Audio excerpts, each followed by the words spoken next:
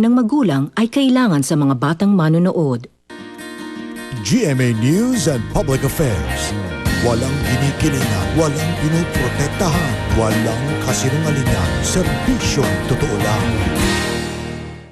Malaki ang papel na ginagampanan ng ambulansya sa pagliligtas ng buhay.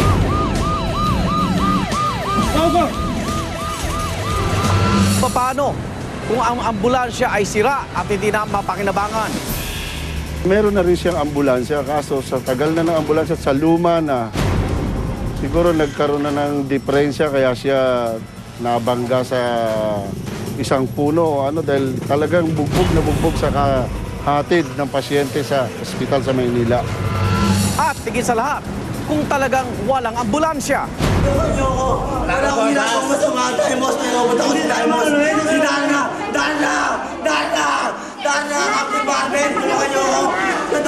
Dadali natin siya sa isang mental institution. Gagamitin natin ang sasakyan na sidecar. Magandang gabi, ako naman Arnold Clavio. Oras na ng totoong drama at aksyon dito sa Rescue.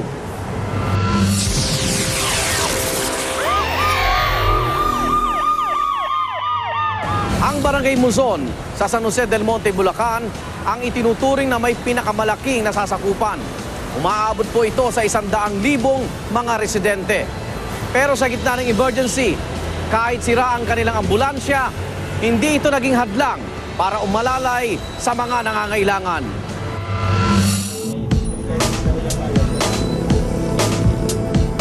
Sa lawang na populasyon nito, mayroong mahigit 100,000, halos ang kapopulasyon. Hindi talaga gusto ang isang ambulansya lang. Minsan nakapaghahatid ang ambulansya, paghatid sa Maynila, hindi pa man napapatay, may dadating ng na-aksidente uli o may manganganak o nakagat ng aso na dadalhin agad sa Maynila para uli mabigyan ng pangunang lunas.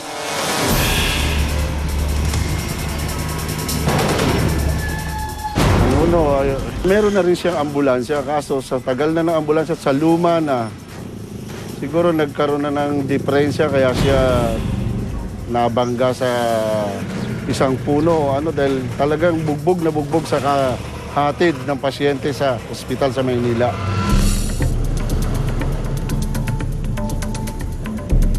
Ngayon, may bagong dumating, kaso nga, ang nangyari doon sa ambulansya, hindi rin siya ganun tumagal dahil sa dami talaga ng tao rito sa Luzon. Halos isa lang ambulansya tumatakbo para lang makapaghatid ng pasyente sa ospital. Napakagastos talaga ang pag-maintenance ng ambulansya kasi ang takbo niyan halos hindi mo na matutubigan, umaga mo lang matutubigan. Mamaya, minuto pa lang, kaya na uli ang ihatid mo sa ospital. Ang gagawa naman buti lagi kung meron tayong motor pool. Hinatid lang natin sa isang talyer para lang maayos yung ambulansya.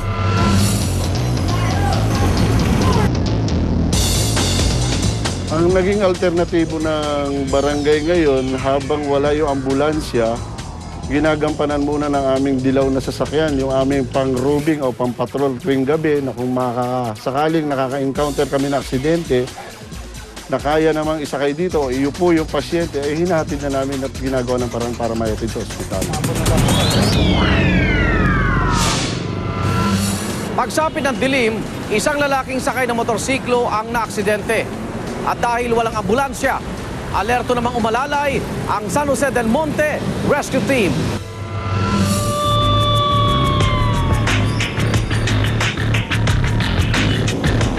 Bali kami yung umaagapay ngayon dito sa San Jose del Monte dahil medyo kulang ang ambulansya pa ngayon, kaya ang Motor Pool Division, kami yung umalalay sa mga barangay, lalo pag ganun may mga aksidente. Tumawag sa amin yung dispatcher namin kanina na merong aksidente dun sa lugar na sa Pakulis na papuntang Gumao. Kaya agad na kami pumunta ron.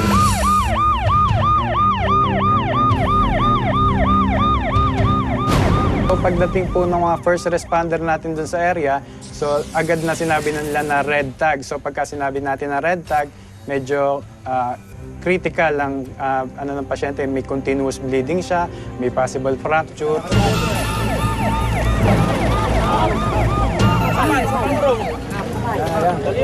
Parang baliktad sa kabila, baliktad. So ang mangyayari sa pasyente, vehicular accident, self-accident siya. So tumama siya sa barbed wire and then siguro dahil sa bilis nung takbo niya and then yung barbed wire niya, razor type, pagtama niya sa lakas ng impact, nagkaroon siya ng damage. Ang mga damage niya sa may right na shoulder, medyo malaki yung avulsion niya, wakwak niya. And then nagkaroon siya ng fracture sa bones sa right shoulder and then sa right hip and then right leg, malaki din yung avulsion niya. And then sa may right toe, kita yung buto niya, nagkaroon siya ng fracture sa buto. Baliktad ka. Pare. Spineboard natin. Pare, spineboard ko. May spineboard tayo. Inuman po sila dyan sa bahay lang. Tapos, yung pagkatapos po nila nag-inuman, hinatid niya yung dalawa dyan sa may Francisco. Mga bisita, mga Opo. kaibigan. Opo. Si Alex, pre, baka mo, pre. Ganito gagawin natin, ha? Dali, hawakan ng ulo. Boss, tabi, ha? Dadaan pa, panin yan. Yan yung pagtumadali. Positive siya ng influence ng alcohol, amoy din sa may alcohol breath siya. Hawak. And then dahil sa sakit na nararamdaman niya, medyo nanlalaban siya. So sa mga treatment na binibigay namin, yung paglalagay namin ng gasa and then ng triangular bandage, inaalis din niya. And then yung oxygen na nilagay namin, inaalis din niya. Ang sabi niya, nasasakal daw siya. Sige, kuya. Hindi, kuya. Kuya, ilalagay na natin to, sir. Ilalagay na natin to, sir. Huwag mong galawin. Huwag mong galawin, kuya. Load tayo. Load na kagad, sir. So ang pag-handle ng pasyente hindi masyadong cooperative. Una-una, kailangan ma-stabilize natin siya. Kailangan yung mga parte na gumagalaw sa kanya, ma-stabilize natin. But then, may handle with care. Kasi possible na may fracture yung area na yon. So pagka hinawakan natin siya, kailangan medyo alalay lang tayo para hindi na madagdagan yung further injury. Kuya, wait. Kuya. Rito. Are.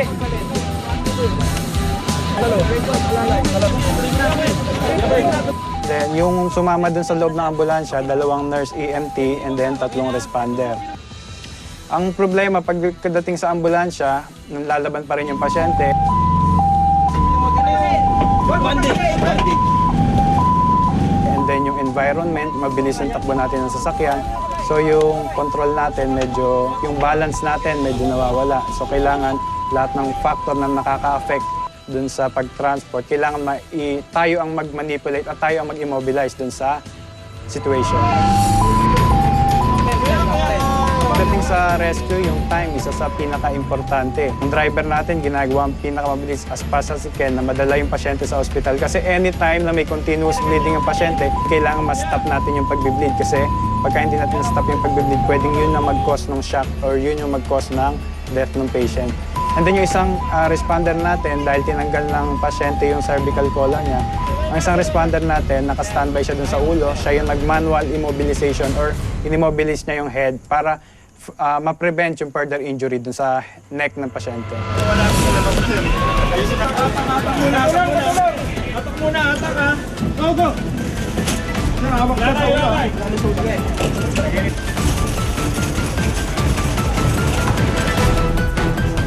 So pagdating po natin dun sa emergency room, in-endorse po natin dun sa doktor and then in-assess niya lahat ng mga kailangan na isuture, lahat ng kailangan na tahiin.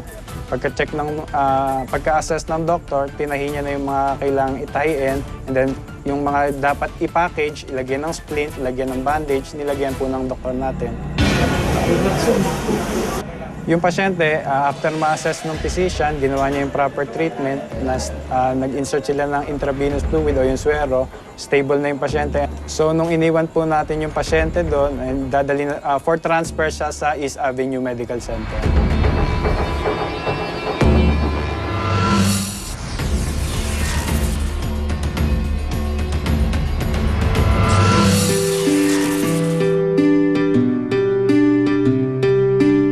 Sobrang sakit.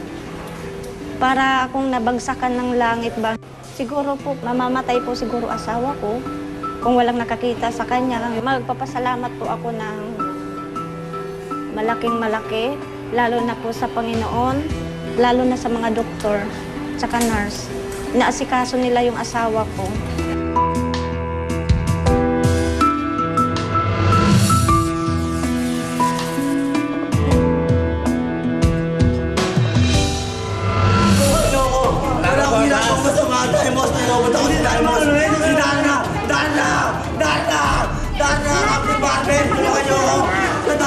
Dadali natin siya sa isang mental institution. Gagamitin natin ang sasakyan na sidecar. Ngayong